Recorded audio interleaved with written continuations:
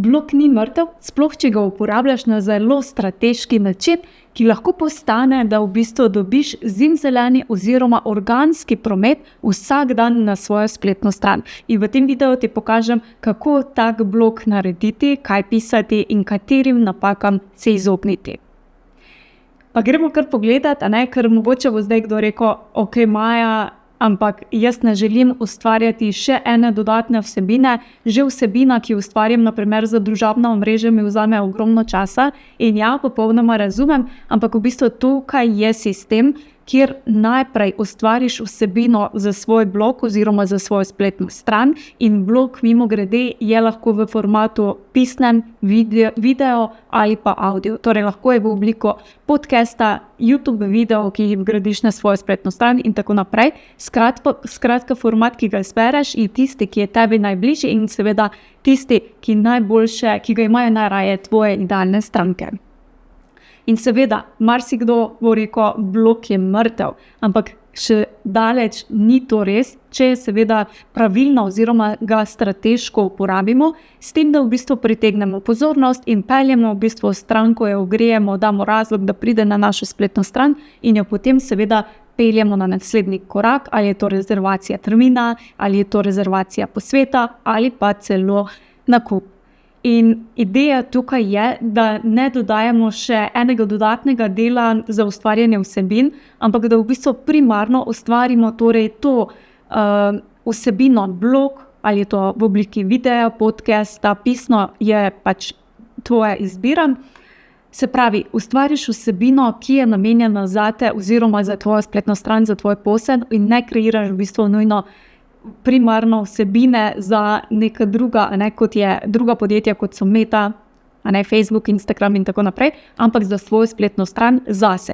Iz tega pa potem narediš vsebine, ki jih potegneš lahko na družabna omrežja in tako naprej.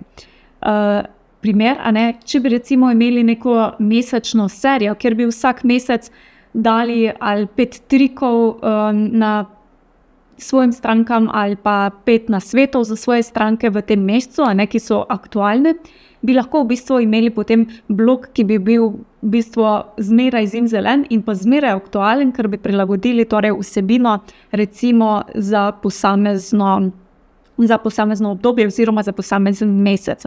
Recimo v tem mesecu je aktualno to pa to pa to, ali pa če delamo na področju zdravja, bi lahko bilo kaj v naravi, lahko mogoče katere rastline lahko naberemo, ki nam pomagajo, ali pa katere mogoče naravne metode, ali pa kaj lahko vpeljemo v svoje življenje, da izboljšamo življenje, in imamo recimo vsak mesec lahko potem 5 teh, pač lahko jih je 7, lahko jih je 10, ampak na primer 5. In če potem naredimo torej vsak mesec ta blog z temi 5 recimo nasveti, lahko vsak posamezni nasvet potem uporabimo kot posamezno objavo na blogu. Se pravi po en nasvet in potem v vsaki tej objavi seveda peljemo ljudi nazaj na blog, v smislu, če želiš pogledati vse še ostale 4 za ta mesec nasvete, poglej na moj blog. In je tako v bistvu pelješ iz družabnih omrežij nazaj na svojo spletno stran, kjer pa jih potem ogrevaš in pelješ naprej. In tukaj lahko seveda iz teh nasvetov narediš za vsak nasvet, če jih je recimo 5, je to že 5 recimo objav, ki so lahko v obliki karusela, ki deluje lahko zelo lepo, ali pa če je to nekaj zelo zanimivega, oziroma ima veliki potencial, da si bodo ljudje želeli ta karusel tudi shranjevati, kar je super za algoritem. In seveda iz tega istega lahko narediš tudi kratek video, lahko je samo video, kjer posnameš, če je eden izmed trikov to, da greš za 5 minut na sprehod, lahko iz sprehoda posnameš kratek video in daš gor napis. Ni potrebno komplicirati in tako dobiš lahko še 5 dodatnih reelov, kar pomeni, da dobiš lahko za vsak mesec 10 objav že samo iz enega bloga in to lahko potem seveda ponavljaš vsak mesec. Narediš en blog, 10 objav in vsebino, ki jo daš na karusel, na video, je lahko direktno copy-paste ali pa mogoče malo prilagodiš, če je tam zelo na dolgo in široko, da malo skrajšaš in povzame samo ključno. In to pomeni, da 10 objav bo tudi vozilo nazaj na tvojo spletno stran oziroma tvoj blog. In to je lahko recimo eno čudovito orodje za dodaten vir prometa na tvojo spletno stran. Ker vemo, večkrat, ko nekdo potem pride na tvojo spletno stran, večja je verjetnost, da se zgradi zaupanje, da te spozna, da ga zanima še kakšna druga ponudba oziroma kaj drugega, da še malo pogleda tukaj, tam in se zgradi zaupanje in na neki točki lahko pride do, seveda tudi do nakupa. In kaj so v bistvu tisti 4 glavni koraki oziroma 4 stopnje, če temu tako rečemo, je, da torej najprej ustvarimo vsebino, ki pritegne pozornost, potem seveda je zelo pomembno, da te ljudi tudi zajamemo. Potem, ko jih zajamemo v svojo bližino, torej ali da se potem večkrat obiščejo našo spletno stran, ali da nam sledijo na družabnih omrežjih, ali se prijavijo na naše novice, naslednji korak je potem, da jih negujemo. Torej, če se nekdo prijavi na našo mailing listo, da se sproži kakšna sekvenca, kjer ga peljemo potem pa naprej v 4. stopnjo, kjer pa pretvorimo to osebo, to potencialno stranko v stranko. In seveda zdaj na blogu je seveda odvisno, ali prodajamo skozi nek določen blog, eno ponudbo, ki je nižje cenovna ali pa višje cenovna. Če gre za nižje cenovno ponudbo, potem bomo potrebovali manj teh korakov, oziroma je to negovanje običajno veliko krajše, ni toliko potrebno tako dolgo negovanje, da se bo nekdo res zgradilo zaupanje, če je ponudba nekaj res nizkocenovnega. Tako da lahko imamo direktno vsebino na blogu, in potem naredimo kot neki most recimo v samo ponudbo, ki je seveda smiselno povezana z vsebino bloga. In to pomeni, da vsak blog, ki ga potem objavimo, je v bistvu tudi na nek način tudi naš prodajni asistent. In vsakeč, ko dodamo novo vsebino na blog, je to tudi prodajni asistent. Tukaj je seveda potrebno paziti, da je ta vsebina ni samo kot ena oglasna deska in je namenjena samo prodaji, tisti res taki malo sluzasti, ampak da iz te vsebine, ki jo delimo, tudi če se nekdo ne odloči za nakup, da dobijo veliko vrednosti. Torej, če pa govorimo, če želimo skozi tukaj prodajati pa nekaj višje cenovnega, bo pa mogoče potreben še kakšen dodaten most. Mogoče bomo iz bloga peljali nekoga na video ali pa mu dali brezplačnik in potem ga naprej ogrevali za to višje cenovno ponudbo ali pa direktno ponudili mogoče tudi brezplačni posvet. Tako da blog, če ga strateško postavimo, je seveda lahko čudovito orodje, ki ne samo, da pritegne ljudi in jim da razlog, da se večkrat vrnejo na našo spletno stran, ampak tudi v bistvu je odlično orodje, kjer lahko torej enkrat objavimo in nam dela lahko še mesece ali pa celo leta in nam ogreva stranke in jih pelje do nakupa. Zdaj pa, če na hitro pogledamo, kakšen je dober blog, ker vsak blog res ni dober. Torej, dober blog je tak, ki pritegne pozornost, torej, ki ima kakovostno vsebino. To ne pomeni, da moramo mi nenehno nekoga izobraževati, pokazati, kako se kaj naredi. Včasih je zlata vredno samo to, da nekomu razložimo, zakaj ne pride do recimo željenega cilja in dela mogoče neko napako, ki se je niti ne zaveda. In tudi, če mu samo to jasno zadamo skozi našo vsebino, je lahko to zelo velike vrednosti za naše občinstvo. Ker če bojo enkrat razumeli, kako pa je, kaj jim ne štima, da ne pride do cilja, bodo rekli, ti si moja prva izbira, ker zaradi tebe vem, zakaj mi to, kar delam, ne deluje. Se pravi, dober blog pritegne pozornost, ampak kako zdaj pridemo do teh idej, vsebin, kaj je tista dobra, kaj bi bila lahko dobra vsebina. Tukaj je najlažje, da pogledamo mogoče v svoje zasebna sporočila, v maile, kaj nas ljudje pogosto sprašujejo, kje se jim zatika, kaj vidimo. Če imaš mogoče kakšne dogodke v živo, recimo jaz večkrat, ko organiziram kakšen tak brezplačni program ali pa kaj takšnega, dobim veliko odzivov in to se zmeraj zapisujem in to lahko seveda uporabim tudi naprej. Potem seveda lahko naredimo anketo, če imamo mailing listo ali pa na družabnih omrežjih, naredimo anketo, kaj je tvoj največji izziv na tem področju, na katerem počnemo.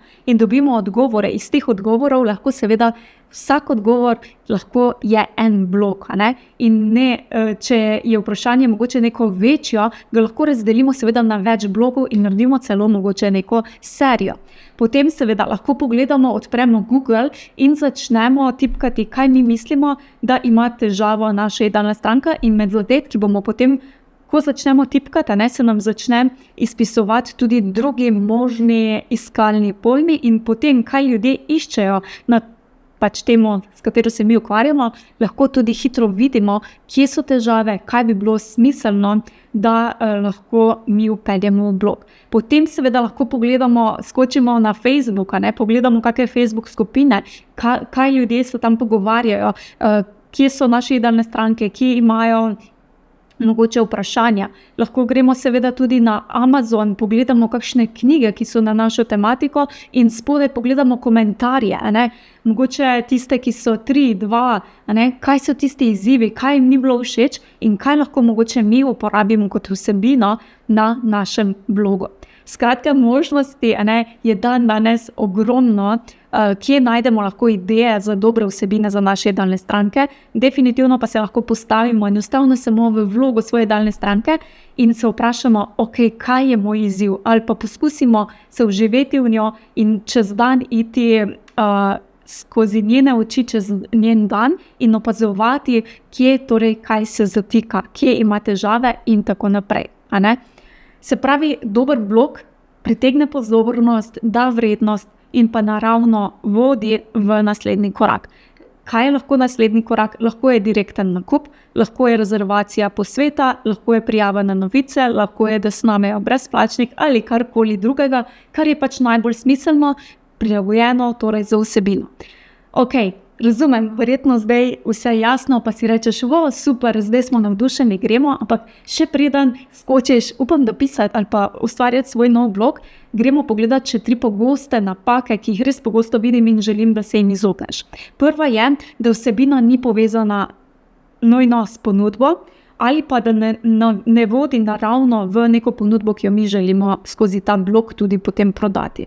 Ali pa da med vsebino in pa potem ponudbo, ki jo želimo prodajati, ali pa naslednjim korakom ni dobenega smiselnega mostu in je to, kot da nekaj vržemo in nima za idealno stranko mogoče dobenega smisla. In velikokrat se zgodi, da smo podjetniki pa podjetnice v svojem poslu, lahko tako zelo globoko v svojem poslu, da nam je čisto jasno, da sta te 2 stvari popolnoma med sabo povezane.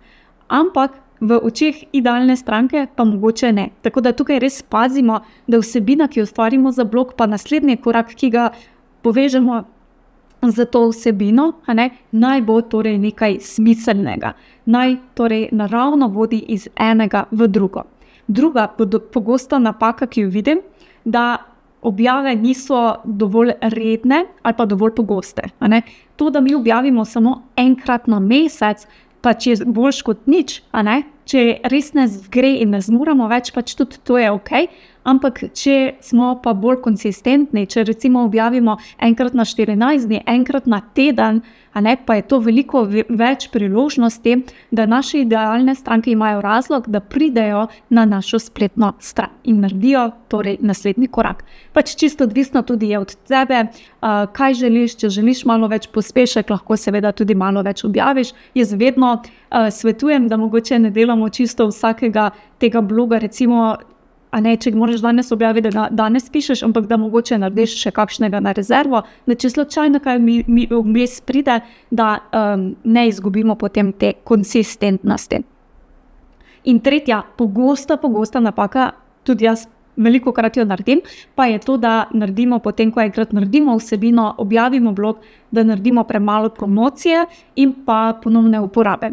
Torej, če ga maksimalno ne izkoristimo, tako kot smo prej rekli, da bi dali 10 kosov vsebin iz enega bloga, recimo, ali pa da ga objavimo, pa pošljemo samo enkrat objavimo na Facebooku link in to je to, seveda lahko to naredimo, ampak lahko pa seveda promoviramo veliko več. Lahko večkrat objavimo link, lahko si rečemo, v torek in v nedeljo objavim do bloga zmeraj link, objavim na družabnih omrežjih, da je nova objava, ali pa delim tudi kakšne starejše, sploh če so povezane z letnim časom, po kakim obdobjem in smiselne ali kaj takšnega, lahko seveda je fajn, da delimo tudi starejše vsebine, ker če smo jih enkrat ustvarili, zakaj ne. Okay? Tako da, dajmo si narediti mogoče tudi načrt, kako bomo potem tudi promovirali, kje vse, kako pogosto, da če smo že enkrat vložili veliko truda v ustvarjanje neke določene vsebine,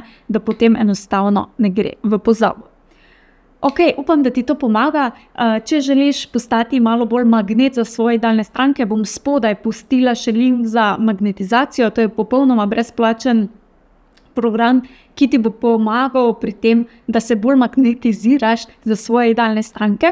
Zdaj v septembru pripravljam še pa tudi en nov program, Zemljevid do legendarne prodaje. Link bom pustila spodaj, je popolnoma brezplačen, če želiš, pa se lahko seveda vabljena, da pogledaš in se prijaviš. Uživaj in se vidimo naslednjič. Hvala za tvoj čas in pozornost. Če ti je bila epizoda všeč, te vabim, da se naročiš na podcast na najljubši aplikaciji, kjer poslušaš podcaste in tako ne zamudiš naslednje epizode. Vesela bom tudi povratne informacije, kako ti je bila epizoda všeč in česa si želiš več. Hvala ti in naredi si čudovit dan.